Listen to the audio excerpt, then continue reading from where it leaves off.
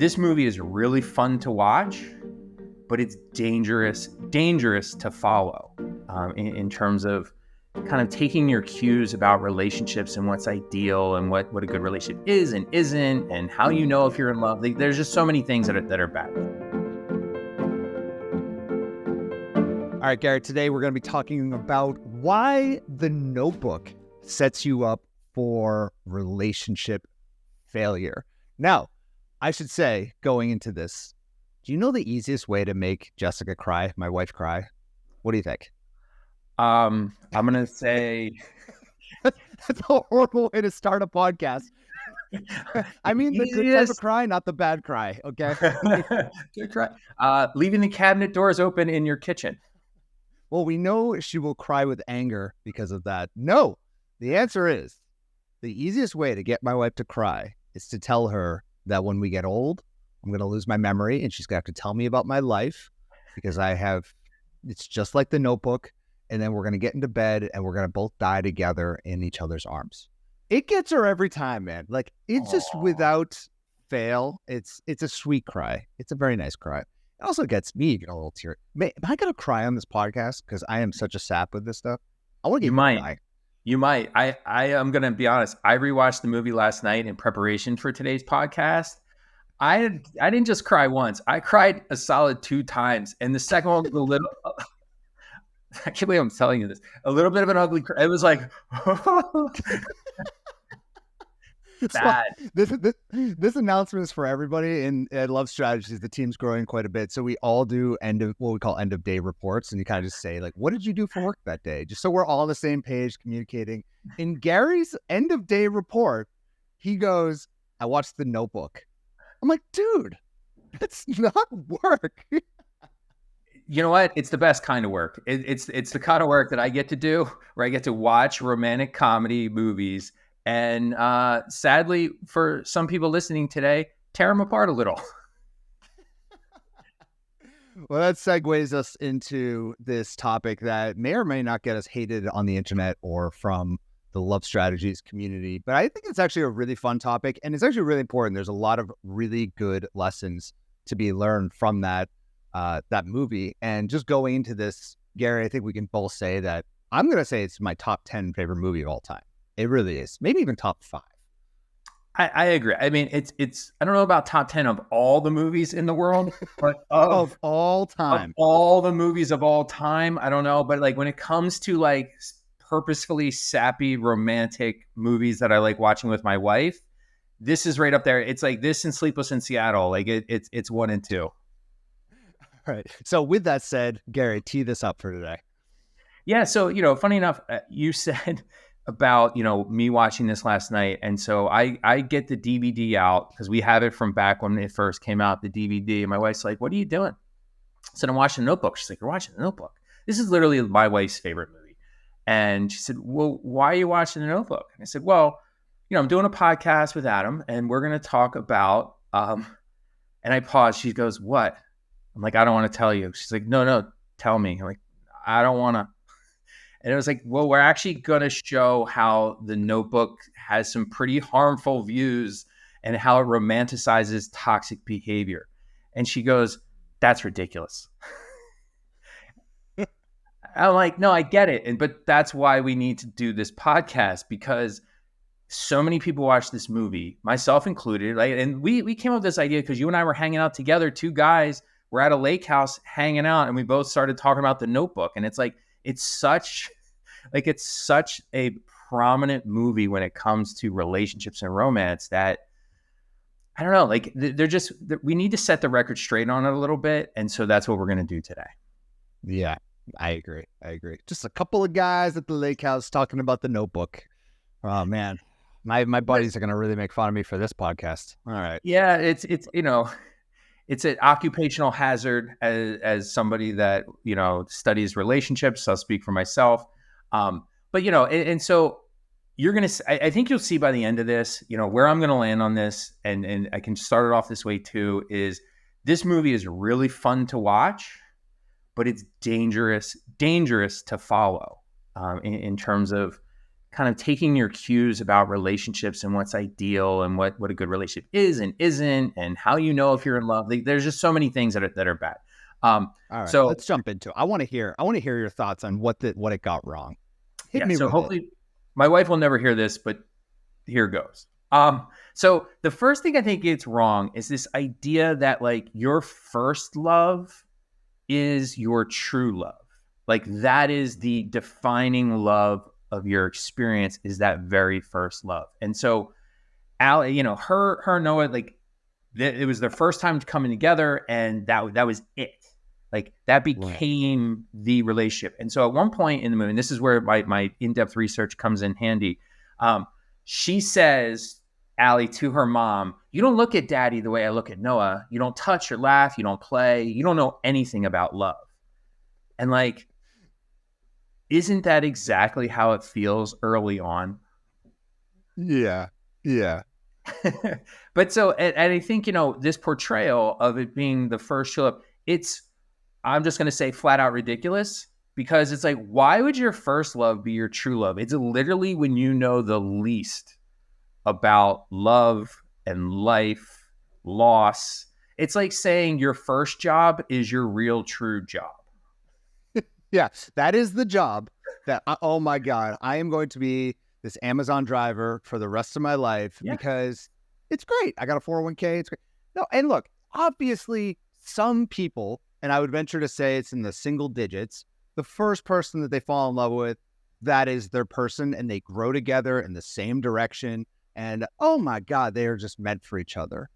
Yep. That is, I would venture to say, a single digit situation for those who fall in love early on in life. But for the vast majority of us, like the person you are today is a completely different human being than the person certainly I was back in my teenage years. I mean, if I met that dude today, I would not like him. I'd be like, "You're a brat. Shut up. You think you know everything. You know nothing, kid, and you know nothing about love. So don't marry the first girl that you end up with." And so I just think it's such an unrealistic expectation to think that just because you have these incredible moments that everyone has in their teenage year, not ever, most people have in their teenage years, of this infatuation, so on and so forth, that somehow that's indicative of a long-lasting relationship and a healthy long-lasting relationship. Yeah, I think you're 100% right about it being a single digit, although I would say it's a single digit with a decimal. Like it's like a 0.1. Like it's one of those things. Your first love, your true love, is it possible? It is possible. Just like it's possible to win the lottery. It's just not likely. And so to kind of bank on that and giving that first relationship way too much credit can have, you know, trickle down effects later in life, which isn't great. So I also think, just on top of that, like societally, we praise those who met each other when they were 15 and they're still together at 90. And I get that. Like, that is a very sweet thing to hear, that someone's been together for 75 years. I'm pretty sure my grandparents were in that similar situation. And it's so sweet and it's so nice, but we should also praise those who get married at 60 years old and finally find the person who's right for them, because they finally settled in their life. They understand what it is that they really want in a person. And now they have this incredible partner that is in sync with them, with the person they are now. So we should, I'm not to say, like, I get it, we should praise those who have been in 75-year relationships, but also, it just because you're getting married in your 60s or 50s or 40s or 70s, whatever, it doesn't degrade that relationship compared to someone who's been together for their entire life, I think. Yeah, no, 100%. And not to take this on too far of a tangent, but I think you bring up this idea that I think is really, really important. This idea, like the 75 years, the 50 years, all that stuff.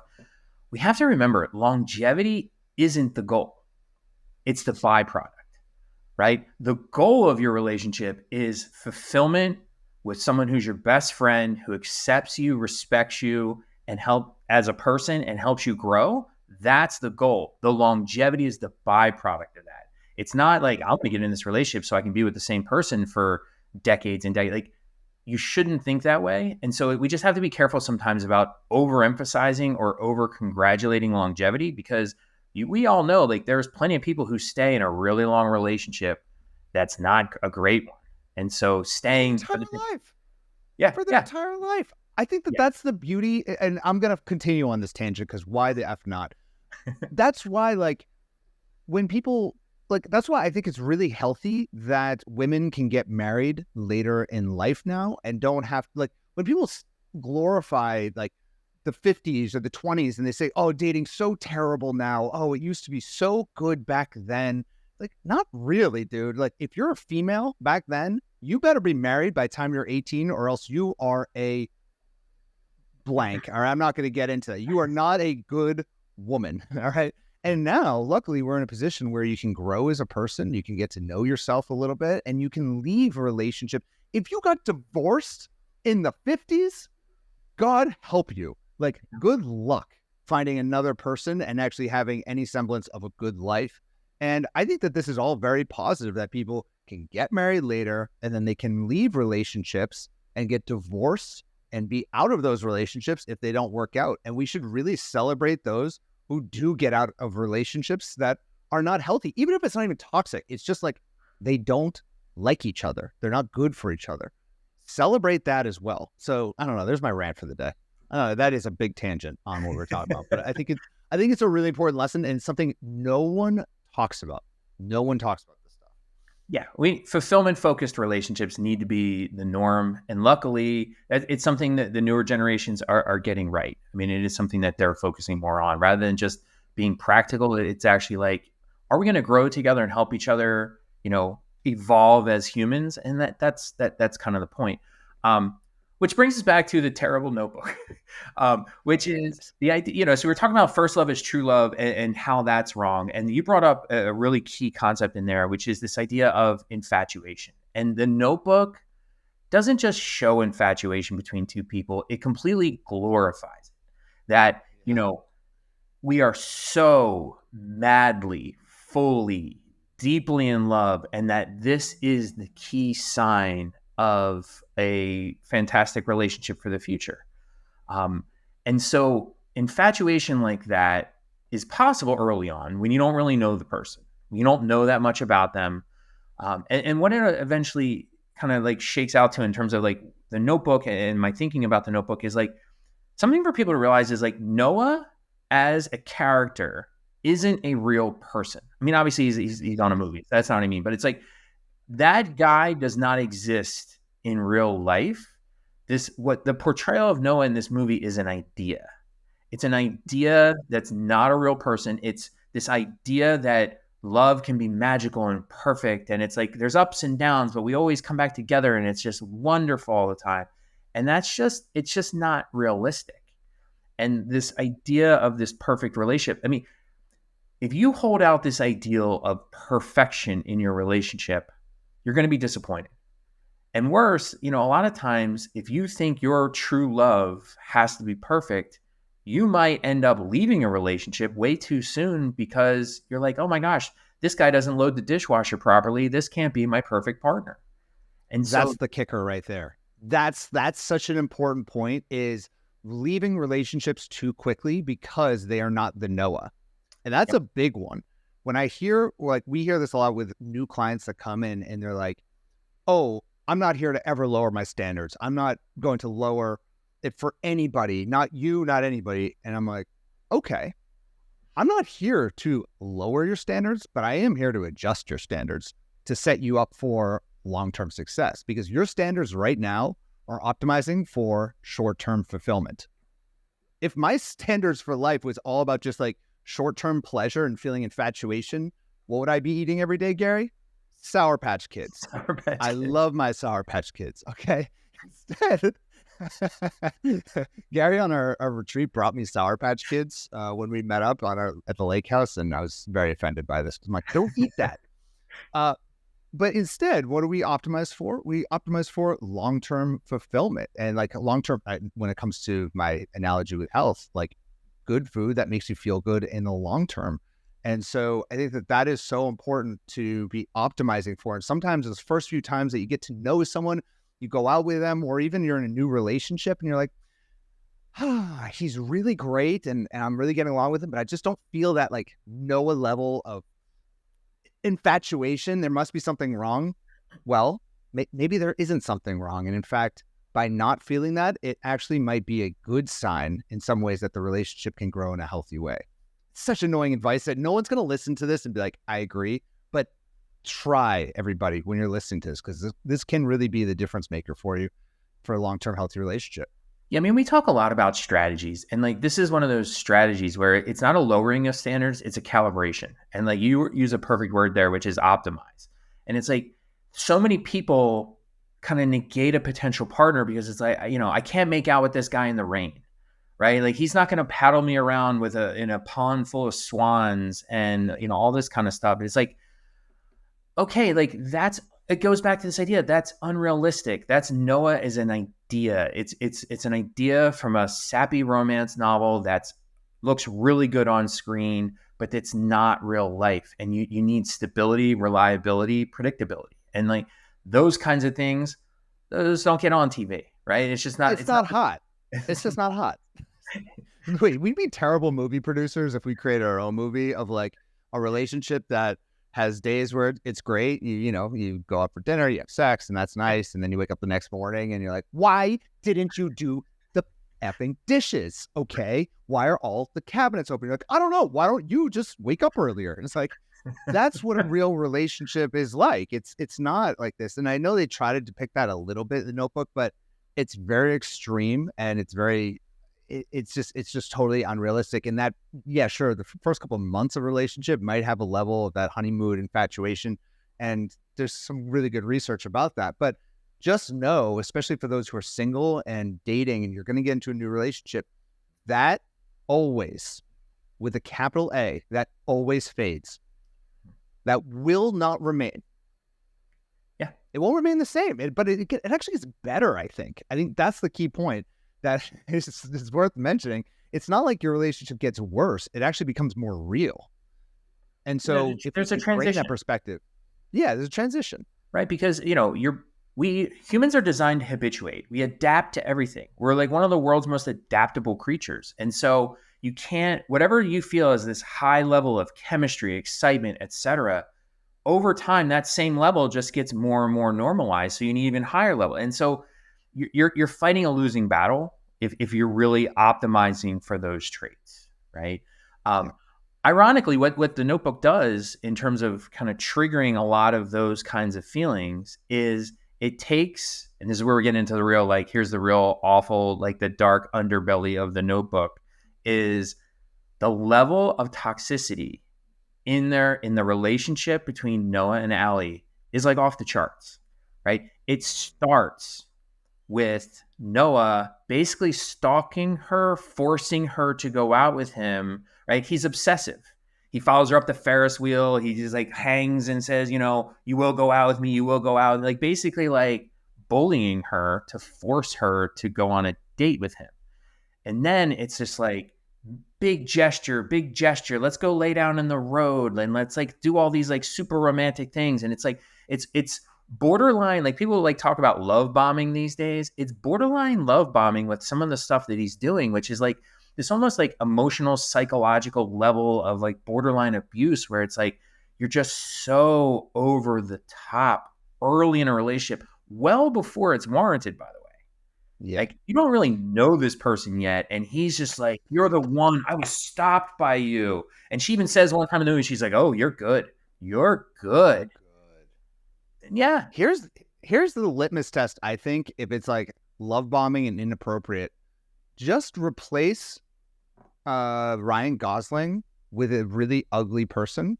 Same behavior, same characteristics. Yep. Would that be like psychopath dude written all over it? Would you be running for the hills? Would you be like calling the cops? Probably. Yeah. Yep. Like, imagine if he was just like had no teeth and whatever. Like just think of the least physically attractive person saying and doing the exact same things. Yeah. Then, and that would be totally inappropriate. There you go. I mean, it was totally toxic and totally obsessive. He like wasn't getting the hint at first. He was just pushing and pushing and pushing. Now he can get away with it because he's Ryan Gosling. He's got 6-pack abs and he's got a smile that whatever. I mean, yeah. Lights up a room. He lights up a room, but he was actually a pretty toxic dude. If you really just look at it from that lens, just replace it. Like, you know how they do AI now and they can like replace the face with an ugly person. That would be so fun if we could do that. Maybe our editor, our producer, Jamila can actually do that. Probably not, but like, yeah, get the Ferris wheel moment where it's not, instead of Ryan Gosling, it's, I don't know, who's a really ugly person, Gary? We shouldn't be mean on this. I'm thinking of like someone famous. It's, No I idea. don't know, like Donald Trump's face or something like that. Not trying to make this political, but or Biden. I don't know. Either one. I'm not trying to get political here. Just this is one of those things. And like, I will talk about The Notebook, and I don't have time like I do on this podcast to go so in depth about The Notebook, but I bring this up when I'm giving talks or in class, and I say, "Oh, The Notebook's actually not that great," and then people like viscerally like, "What are you talking about? It's the world's greatest." And I say this exact point: what if Ryan Gosling wasn't Ryan Gosling? If he wasn't attractive, all those things that are romantic go to creepy. Same behaviors. And that's a real eye opener for people. And so it goes to show that, again, this is optimizing on those wrong traits, right? It's optimizing on the short-term things because, physical beauty is all about that short-term, immediate, feeling, those endorphins from that dopamine hit from that. The ugly version of this guy gets a restraining order. Yeah. Right? So, the other part that's really toxic in their relationship is conflict. And conflict in and of itself is part of relationships for sure, right? But it's like how they handle conflict is really, really bad. So they argue a lot, right? Yeah. And about pretty much everything. And when they argue, it's quite physical. Like there's a lot of like pushing and like hand fight, like just a lot of back and forth. When they break up, Allie's pushing him against his truck. It's like she's like literally physically assaulting Noah. They tell each other that they hate each other. Like, I hate you. I hate you. And there's like one line in there about like, Noah says, well, that's what we do. We fight. You tell me when I'm being an arrogant son of a bitch, and I tell you when you're a pain in the ass, which you are 99% of the time. I'm not afraid to hurt your feelings. I'm like, aw, isn't that touching? That's so sweet. But adorable. Just the sweetest, picturesque. That's how it goes. And so this is what I talk about when it's like this movie really romanticizes toxicity, right? Yeah. It's a myth that some people have this myth or this idea of relationships where you have to go through these fights and these arguments to really have a strong relationship. And it's like, no. You can have relationships without telling each other that you hate them or pushing them or slapping them or smashing ice cream in their face, all of which you see in the movie. Yeah. The movie also does, and this is like gets into like cinematography stuff, which is why I watch this. When they're fighting, the music's like all upbeat, like this is a happy fun time. Yeah, just change the music to like dun, dun, dun, dun. Yeah, like it should be like dark. Jaws or something. Like this is bad, but it's like it's like all like light and sweet. It's like they're fighting, and it's like okay. Even like I don't want to spoiler alert, but like Noah in old age, Duke. He's like narrating the thing and he's like kind of going back and he says, they didn't agree on much. In fact, they rarely agreed on anything. They fought all the time and they challenged each other every day. It's like, again, like who doesn't want that? Well, it's like, why did they put that in the movie then? Well, it conveys passion and it conveys that they care emotionally to fight with each other, I suppose. And it just conveys this tension. Like people love tension. And that's why we teach a lot of like our pacing principles and like little up step 5 to move slow. I mean, we teach to move very slow for a reason, to maintain tension as well as to just not jump into a relationship such as this too quickly. That burns up.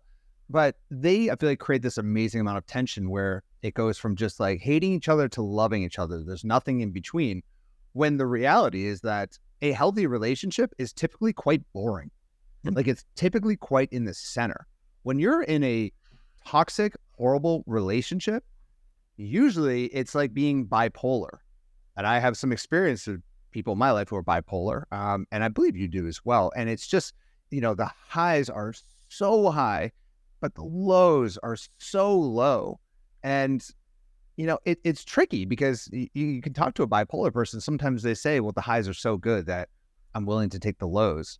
And I would argue that life is better through stoicism in the middle with a healthy relationship, which is 99% of the time, honestly, quite boring. Are you going to fight? Of course. You're going to have disagreements. You're going to have conflict. Are you going to have incredibly romantic moments that come when you go on date night or go travel somewhere? Yeah, of course. But 99% of it is kind of just waking up, asking them how their day is, giving them a nice kiss, doing something sweet, and then going about your business. Yeah, I mean, you're going to have It's not this type of discussions, shit. you're going to have arguments, but they're not going to be fights and pushing and I hate yous and all. Like, it's just not going to be that level of a discourse between you and your long-term partner, ideally. Yeah, the physicality part is definitely a deal breaker. Like, that should be a 100% deal breaker just alone if they're pushing each other around. That's not cool. That's just not acceptable. That's like one of those moments that, like, if she was in this situation and he like put the ice cream cone in her face or whatever, or, you know, they push each other around, it's just one of those moments that you're like, cut, wait, hold on. This is not okay. And if you do that again and you push me, this is over. Mm-hmm. Or you just walk and you're like, wow, if I accept this now, imagine what this could turn into. Right. Which, you know, not as good of a movie. Right. But an important lesson for real life is that, you know, not to overlook these things in favor, because, like, I think sometimes, and particularly the way the movie portrays it, is like there's all this like fighting and stuff, but then there's also like these amazing grand gestures, and like those grand gestures are nice, but it creates unrealistic expectations if you want, you know, guys to build you houses all the time to show their love, right? I mean, like that's obvious. But it's like it just kind of made me think, in rewatching it last night, is like, you know what kind of guy needs to use grand gestures? Guys who most of the time are not great. Right? It's only the guy who's generally not that great of a partner that thinks, I got to pull out this big thing. I got to save this thing because it's not going well. I need this big moment. The stable guy doesn't need those big moments, right? And so it kind of, the other thing that I found really interesting, and this is something I didn't really remember, which is why I'm glad I rewatched it, was Allie's new husband, this guy Lon, good guy, actually legitimately good guy. The war hero was all banged up, like he's wealthy and all that kind of stuff. Their relationship, Allie and his relationship, is good. They're very, very similar. They respect each other for the most. We're gonna get torn apart on the comments on this. I know. Sorry. So the boring guy was good. I'm all in. Got it. I'm even like, I'm viscerally reacting to this. Like, oh God, Gary, what are you doing? They were compatible. Okay. They were fond with each other. They had mutual admiration. He trusts her, even when he found out that she cheated on him. He didn't yell. He didn't scream. He didn't say, I hate you. He was just like, okay, we're going to work through this. Is this something we can overcome? It was very rational, very reasonable. And the movie portrayed this solid guy, this good guy, as the bad guy. And that's a problem. Yeah. That's why I think that movie was so good, because I don't think I didn't rewatch the movie as my homework. I should have watched The Notebook last night, but I didn't.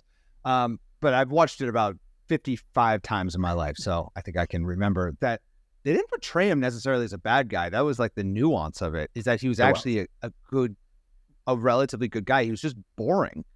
I think that's what I got from it, is he didn't spark her like, he just didn't have the same level of spark and excitement. He didn't have the same spark. It wasn't the same passion, right? So she says something in there like, I'm a different person when I'm with him than I'm with you, or something like that. And it's like, And it's like the person she was with Lon was stable, happy, content. The person she was with Noah, even from like their reunion, which was supposed to be happy, was still like up and down. And it's just, it's kind of all over the place. It's like, can you sustain the roller coaster ride for a year, 5 years, 10 years? Right? No. It's just, it seems unlikely. Well, that's the interesting point. I think, I didn't mean to cut you off, but like, I think that right there sums this up, in that Noah is Ryan Gosling. Being with Noah is this up and down, intense infatuation, and then severe down. But the thing is, those types of relationships within anywhere from 3 to 6 months just become down. The ups don't exist anymore, because that level of up doesn't typically stay there. No, it doesn't. It's not typical. It doesn't stay there. So now you're just left with the down. You're left with the fighting, with the negativity, with the grand gestures. Do you know, fun fact, Ryan Gosling actually wanted to burn down the house in the movie. Mm-hmm. He thought that would be a great grand gesture. I found that another grand gesture, I guess, of burning down the house to show his love and infatuation for her or something like that. And can you imagine being with a guy who burns down your house? Right. Like, I'm glad they didn't put that in it. And whereas the other guy is not going to have necessarily the downs, he won't have the ups in the first 3 to 6 months, but you're with someone ideally for the rest of your life. So let's be realistic here. Yeah, and this is where like there's a little bit of movie magic that takes place with, I mean, there's a lot of it, but the movie magic that I'm talking about with this is like what we see in the beginning of that movie is Ryan Gosling, the Noah character, his wooing game, like his game of like drawing her in is top notch, right? And then they cut out the entire length of decades of their relationship together, and then you see the end, which is, you know, they had a family together. There's like him telling her the story in the nursing home kind of thing. And it's like, it leaves out all that middle. It's like, how did that really go? I mean, because how the movie's cut and set up, it's like, we just led to believe like it was all perfect and hunky-dory. Now, in a movie, you can kind of pull that off. But in real life, the Noah guy, that roller coaster initial kind of experience guy, like, it's like you said, a couple months in, that gets old. And if you do get married, it's like, is it really going, like those fights, the I hate you fights, and then like all that turmoil, is that really going to produce 30, 40 years of marital bliss? Like it's unlikely. It's just very, very unlikely. All right. You got one more point completely shitting on the Notebook, and then we're going to give you some things about the Notebook that they actually get right. So for those who are Notebook lovers and you stuck with us, stick for one more negative point, and then we're going to go positive. The only other, it's only one more small negative point. And this is more like a context thing, is like the guy who wrote this, you would think like this is like all the best of how to do relationships. He'd have the world's best relationship. He's divorced. He himself divorced. Yeah. So yeah, I mean, it's just not a positive. So, you know, as much as I'd like to destroy the Notebook, and it is enjoyable. And like, this is like, you know, the wheelhouse of every like scientist to kind of like show how Hollywood gets things wrong. To be fair, there's plenty that the Notebook gets right. And I think it's important. Like, let's talk about some of those things. So I kind of mentioned the long-term outcome and the movie magic part. They show like all the stuff of Noah and Allie in the nursing home when he's reading the story, like all that's perfect. Like it's all exactly what it's like you said, you know, we want to make Jess cry. Perfect. This is what makes my wife Colleen cry. This is when I was sobbing like a blithering idiot last night. I'm going to give you the exact, I'm going to see if I'm already getting a little choked up. Okay. So Noah. Just let it go, man. Just let it go. He says, oh my gosh, I am such a baby. Okay. He says, look, guys, that's my sweetheart in there. I'm not leaving her. This is my home now. Oh. Your mother is my home. I just gave myself goosebumps. Oh, that just gave me the chills. Right? Just. Like, it's like, that's my sweetheart in there. She's my home. Like, chef kiss, like, that is what people want long term. 100% agree. The Notebook nails that, gets it right. I just don't think some of the early parts are really necessarily how you get there. How you do get there, and this is another part they kind of get right. The context was a little off the movie, but this I use this quote a lot. And so this is the idea of like relationships are going to take some work. They're not going to be easy because even the very best relationships, they take some work. And so the quote from the movie is Noah's saying to Allie, so it's not going to be easy. It's going to be really hard. We're going to have to work at this every day. But I want to do that because I want you. I want all of you forever, you and me every day. And it's like, to the extent a romantic comedy kind of movie can make me want to like run through a wall, like that was it. It's good. It's a good moment. Now, the only thing is, what if she took that same attitude and used that towards the boring guy? The other guy's like, you know, this is going to be hard and we're going to go through some challenges, but I want to work at it. I want to make this happen. Let's go do some, what we call emotional experiences together. Let's go connect. Let me communicate. Like, and try to really spark things up with each other. And what if she just put some of that effort towards the guy who wasn't pushing her around and burning down houses in the which Well, he you know never what? did. My honest opinion is they'd have a much better relationship. Like the odds are, like, Yeah. you can't perfectly predict the future in any case in your own life or movies or whatever, but it's like that situation where she puts that effort and that work into Lon, she's more likely setting herself up for success in that situation. Yeah. So, Yeah. I mean, that's, And relationships they do require work. I mean, I think it's just, especially the first, I don't know. Yeah. I think it's just such an important point that when you're single, you just don't think of it that way, because you have this mindset that what's really hard is when being single and finding someone. And then suddenly, once I find someone, all of my problems, not just romantic, but personal life, everything will suddenly get so much easier. Mhm. And it's just not the case. I mean, it's just not reality in any relationship. I mean, it's different. I think being in a healthy relationship is much more fulfilling, and there are problems that no longer exist, but there are also new problems that didn't exist before that you have to work through.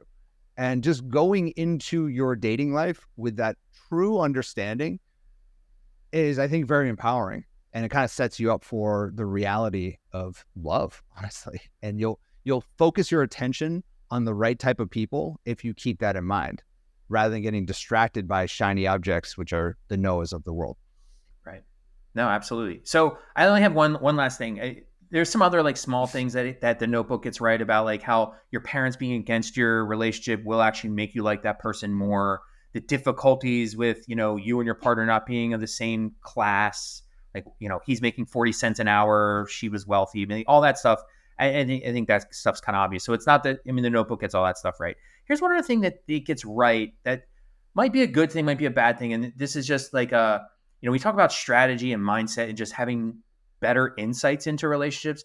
Here's an important one. So in the movie, they talk about, her saying yes to marrying Lon. And so in the narration, it says, she agreed to marry Lon essentially with all of her heart, but couldn't understand why at that very moment she said yes, Noah's face came to her mind. And so it's like this very poignant moment where it's like she said yes to marrying Lon, but immediately like snapped and went, Noah. And so I bring this up because I think it's accurate in the sense that kind of stuff will happen. What's inaccurate and how I think people mess this up in real life is they infer way too much meaning into that moment. Right? Because like, what do you think women typically think? Like, you're falling in love with somebody else, and then a past partner's image flashes in your mind. They come to mind. Like, what's the mistake that women typically make? They go back to the other guy. Yeah, they start thinking like, with the other guy. Yeah, this flashed to my mind because that's the real thing. That's the thing that's really important. But like, the reality is, your brain is just associating the two things and saying like, hey, these are similar experiences, and it's matching them up. Like your brain, we talk about this a lot too, is like your brain is a pattern recognition machine.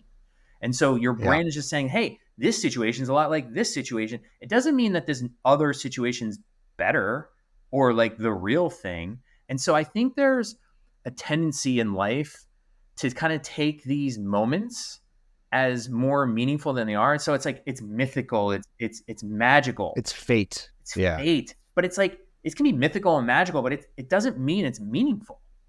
Like, it's like your brain's kind of flashing like these pictures, and it's like, I had a dream about my past partner. It's like, okay, you can have dreams about lots of things, and it doesn't always mean something, right? And so I think that's important, is like, people that you've had a meaningful connection with in the past, they're going to flash to mind and come to mind at all different times in the future, because those memories haven't gone away. Your brain just kind of, something triggers it, and it's like, but it doesn't necessarily mean that you're making a mistake or with the wrong person or any of that kind of stuff. So, this is like one of those times where like, don't overthink it. I just think if you have the belief system that there's only one person for you, then like this person, like my soulmate is out there and there's only one person that I could potentially be with for the rest of my life. If you have that belief system, then you're going to attach a lot of meaning to that moment where that person kind of pops into your mind. Because then you'll be thinking, well, maybe this isn't the one. that is the one.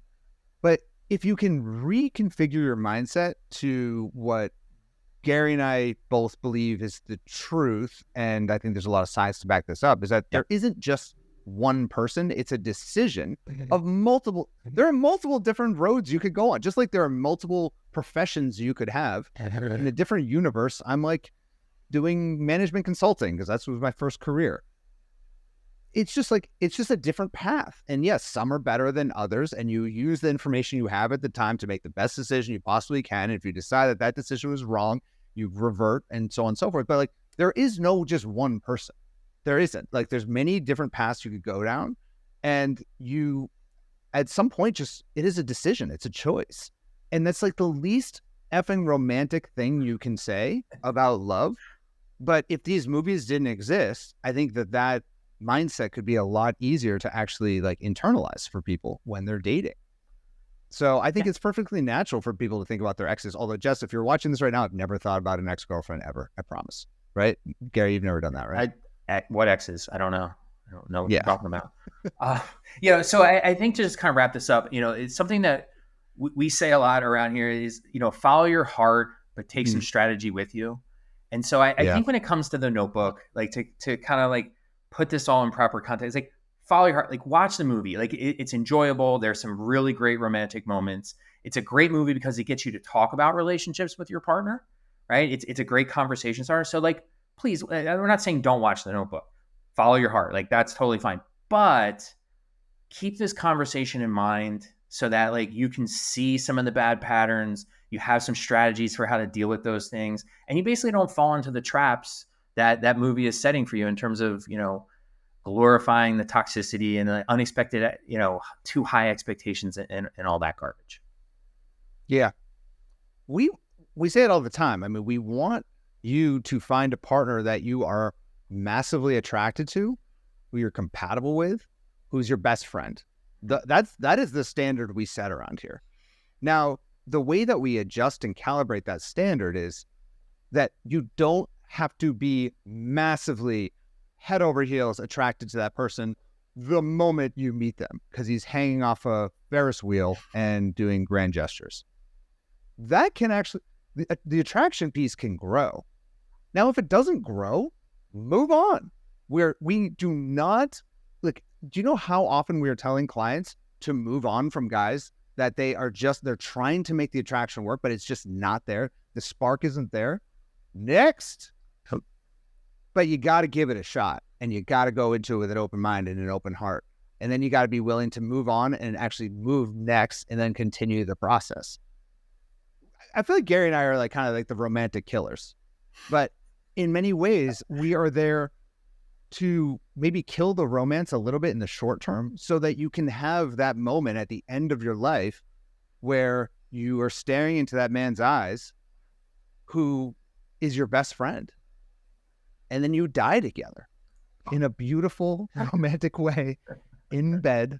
And then the birds fly away in the ending scene. And it's just a beautiful movie. That's what I'm going for all of you. It's a little bit of romance killing, but it's really like killing. It's optimizing for the long-term romance where you're talking about, look, that's my sweetheart in there. She's my home. That's romantic, right? So we're optimizing for that kind of romance and really not for the over-the-top gestures, the toxicity, the yelling, the pushing, and all that high-energy passion stuff, not optimizing for that. So it's a different kind of romance, I think. Yeah. All right. So I'll leave it at this. If you guys enjoy this type of content and you've been digging this kind of breakdown of this movie, if you want us to do this for other movies, other, I don't know, celebrities, other things, let us know in the comments because I really enjoyed this. This is a fun new piece of content. I've never created anything like this before. And I mean, Gary did a lot of this research watching the movie with his wife last night. Tough night of research. But I'm happy to do more research on anything else that you all want to hear about because this could be really fun and spice things up. So just let us know in the comments on YouTube, Facebook, Instagram, LinkedIn, wherever you're watching this or listening to this. Just let us know. We'd love to hear from you.